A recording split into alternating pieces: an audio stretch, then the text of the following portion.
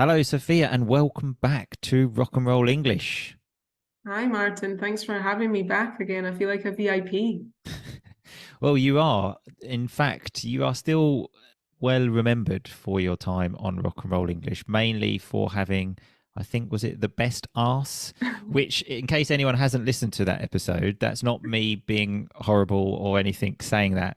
Sophia actually won an award at school for the best arse, didn't you? Yeah, that was when we were talking about our teenage years, our embarrassing moments. Oh, that sounds like a brilliant moment. What's embarrassing about that? I mean, it was just remember what we said about the guys who didn't chat me up or ask me to dance at the school disco, but then they all voted me as having the best ass. But still, it ended well then. Okay, Yeah, it had a it happy did. ending. So last time we spoke, like you mentioned, we spoke about teenagers because then you were in your coaching role helping teenagers, but now you have told me you're doing something a bit different. So what do you do now? So, I mean, I still help teenagers when and as needed, but as my teenagers who I was working with have kind of moved on now into university, into adult life, I have kind of moved with them. So now I'm still doing coaching work, but I'm working with companies, doing executive coaching, and I'm also working in career coaching, helping people, for example, prepare for interviews or making career decisions, changing fields, for example. So I suppose we could call it more transformational coaching. So it's not just with teens and it's not just with one age group, it's a bit more general now. Right. Okay. So the whole coaching thing is still, I think, quite new and it's, I think, growing. Now, for some people that maybe don't understand it, so what are the benefits of having a coach then? Why is coaching important? So yeah, I mean, I'll start with what I don't like about the word. It's like, I don't know if you found this, Martin, but like when you open Instagram, like it's like everyone is suddenly a coach and you just see this word like just everywhere and just thrown It's about. And it's like, okay, what is coaching? I think it's best to talk about what it's okay. not. So, like, it's not therapy, it's not giving advice, it's not shouting motivational quotes at someone, it's not telling people what to eat, but it's like imagine it like we're in a car together, okay? And I'm the coach, I'm the passenger, and you're the driver. Uh-huh. And okay, I've got the map. Well, I mean, I open my hands like I've got the map, like a paper map, showing my age there, right? Okay, Google Maps, and I can guide you. Okay, I can tell you the direction that we're meant to be going in, but at the end of the day, you're behind the steering wheel, so you make that final decision where you're going to go. So I can say to you, take the next right, but you could maybe take the first right or the third right, for example. Mhm. So it's like we're on a journey together, but in the end, it's you making the decisions. And a coach is there to help bring out a level of awareness. And it's based on the principle that we've already got the answers within. It's like we already know, but we're not aware of it. So through my questions and my active listening, I'm going to help you become aware of what you're not aware of to then go and make those decisions and take action. It's very action focused. Interesting. And that actually reminds me of so a coach I worked with. And now you said that, it really reminded me of how I made one of the biggest decisions in my life of coming back to England to leave Italy Mm. because I was telling her that I wasn't sure about what to do. And I remember she said, if you flipped a coin, for example, heads is remain in Italy, tails is return to England, on which one would you be a bit disappointed?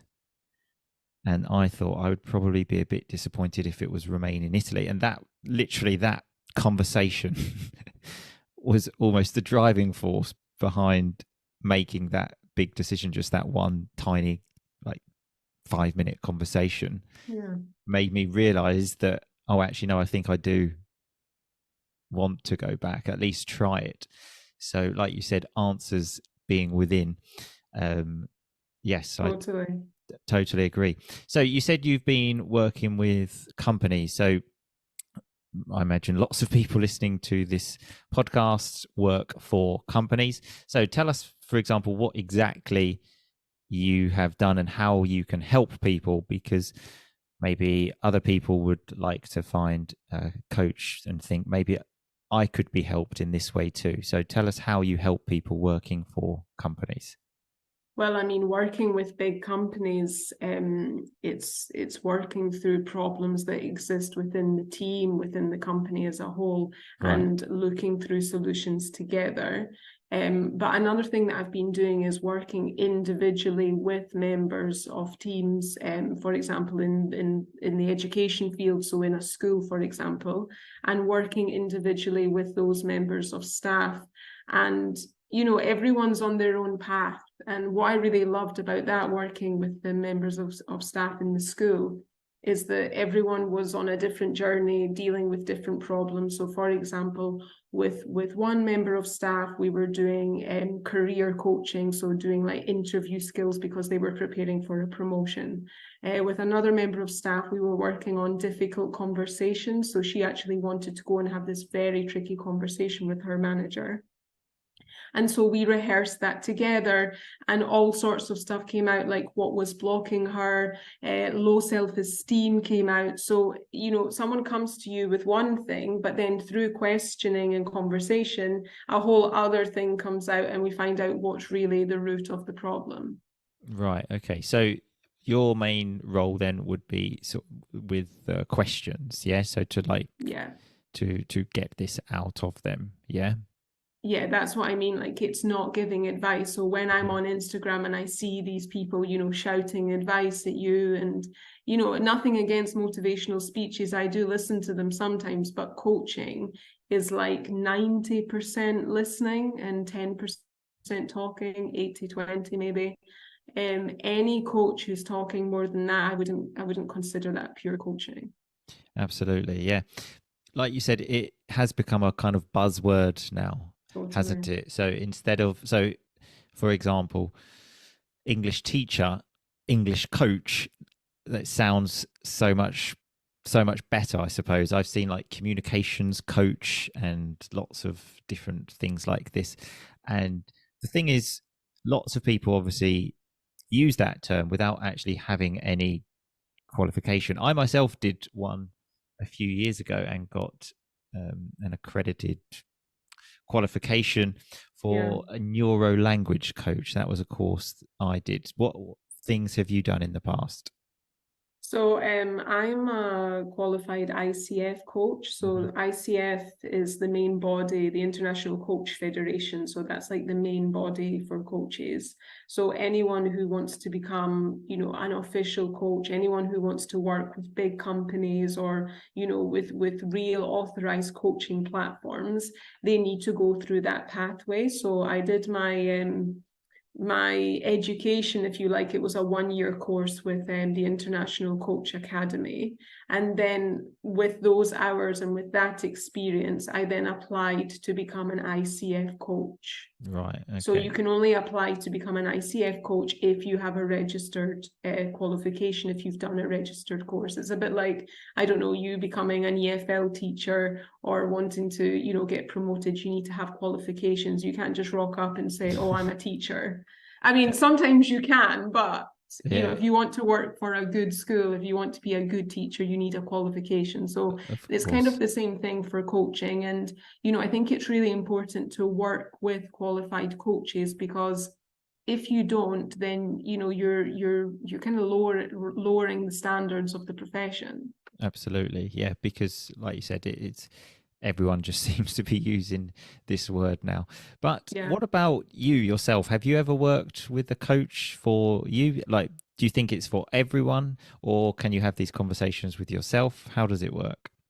No, I definitely have worked with a coach and still do. A coach definitely needs to be coached. We all come up, we all have problems, we all face difficulties. I have some big decisions at the moment I need to make about the future of my career, the direction that I want to go in, and I'm working with a coach right now to talk about that.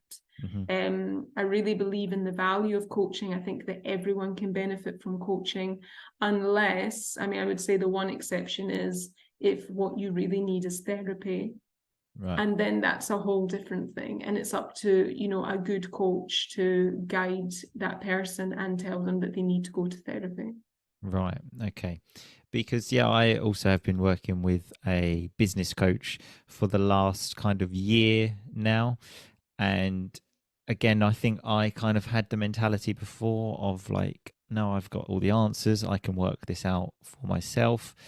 But working with someone closely, well, I think there are two things. One is like like you said, maybe not advice, but the questions that they ask and that help you realize things.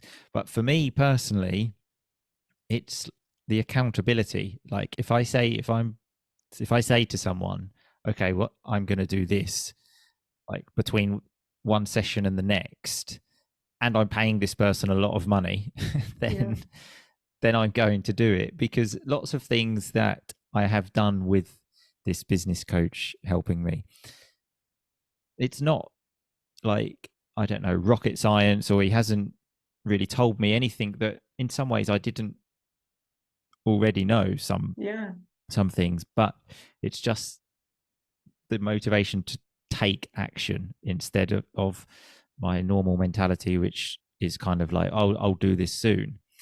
And I've recently come to realize how valuable that is. So, well, two things: having someone to hold you accountable, and for me personally, paying lots of money, because it sounds ridiculous, but for me, I almost now want to pay for things. So an example of this is I do many online courses, and there was one course that I really wanted to do, but it was free. And so I downloaded it and I have not opened it once. But at the same time, when I've paid for other courses where I've paid like more than 1,000 euros, I do that work because I'm so financially invested as well. Have you found anything like this, like with the taking action, like with the coach you work with? Oh, 100%, 100%. I've done a lot of free coaching in the past, and you'll get someone coming for one session with big intentions, and then you never hear from them again. Yeah, exactly. I actually shared a story recently of when I first moved to Italy and someone refused to have free lessons with me, and he went to, I think, the British Council and paid like 500 euros for a course. Right. I was saying to him, like, what are you doing? And he said to me, but if I do the free lessons with you, then I know I won't do it. So I'm going there because I know I will. And that was the first time that mentality I'd ever heard that. And I thought he was crazy. But now I can really see that. You've experienced it for yourself. So how many sessions do you normally have with someone? How does it work? It really depends on the person, because some people want to have a session every week. They feel that they need that level of accountability, for example, and there's lots of things that they want to do. Other people will say to me, no, I want to see you every 2 weeks because I want time to work on, you know, if I've got to have a difficult conversation, I want to have that, and then I'll come back to you. Some people it's an ongoing thing, other people it's a short thing, like maybe a couple of months together, and then, you know, they've got the awareness that they needed and they move on. So it's a really flexible thing. But I would say that, you know, there should be a minimum number of times that we see each other for anything, you know, to really happen. I wouldn't recommend just one coaching session unless it's a friend who says, look, Sophia, I need coached on this problem. Can we talk about this? Right. Okay. And you do these things online, face to face? So working with the school, that's face-to-face coaching, but most of the coaching I'm doing nowadays is online, especially since the pandemic. It's opened up this whole new arena, shall we say, and being able to work with more people. So the online coaching is working really well. Right. Okay. Just trying to think of any other questions I want to ask. Any other questions you want me to particularly ask?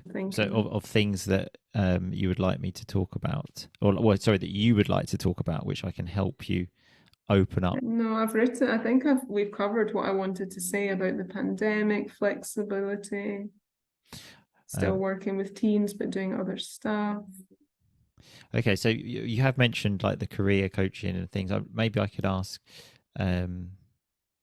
so because, well, hopefully there's something may come out of this. Someone may contact you. We don't know. But if I could say, what kind of people could you help with? What problems? Would that be a good question? I'm just thinking about what I've already said, because what I've been doing mostly lately is career stuff. Okay.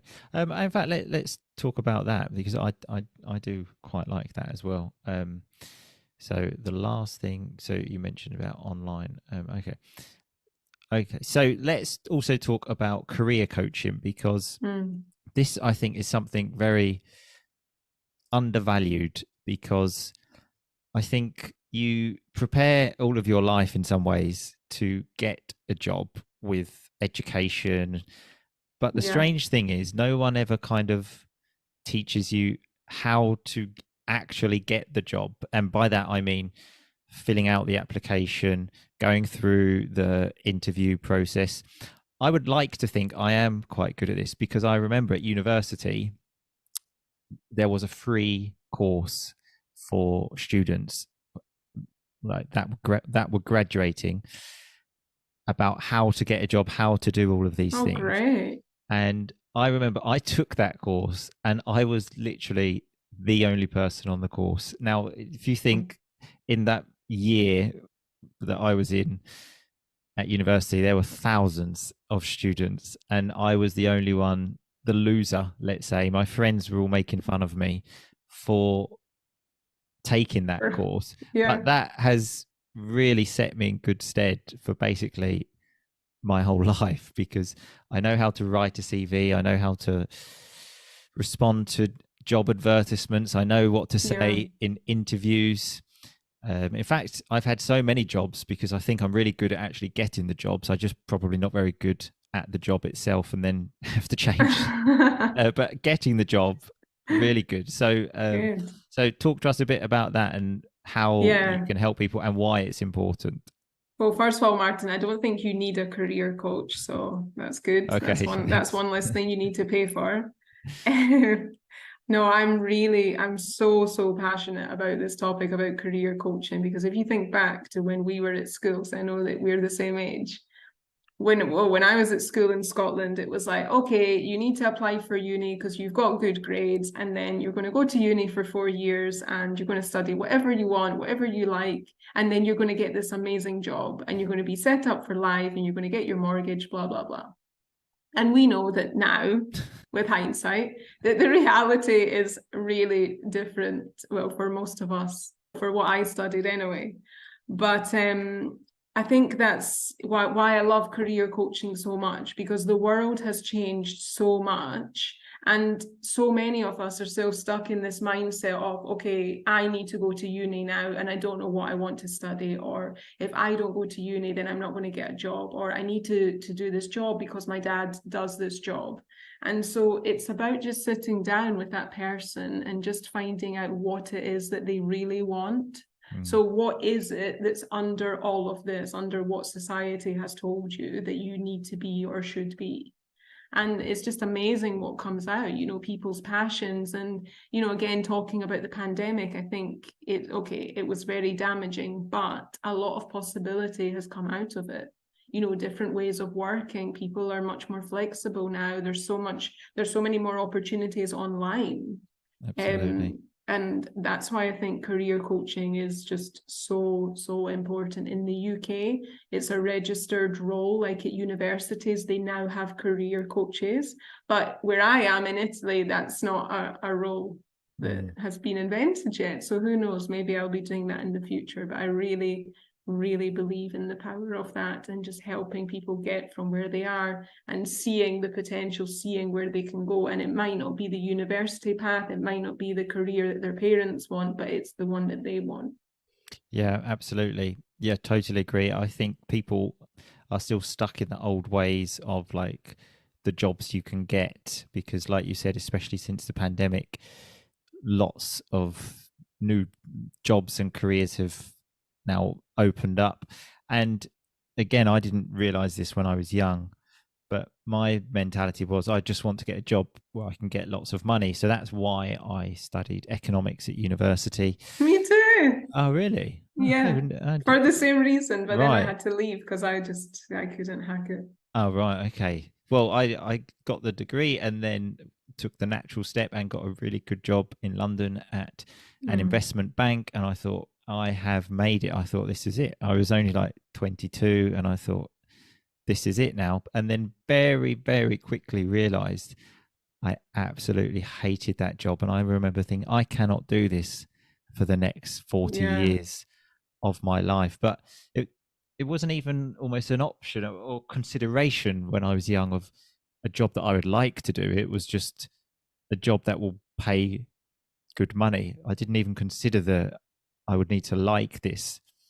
But then, so what I do now, I obviously, in fact, in our pre-podcast chat, I was telling you, if I had a completely free day with nothing on, I would choose to work. I don't even really like to call it work because I actually really enjoy it.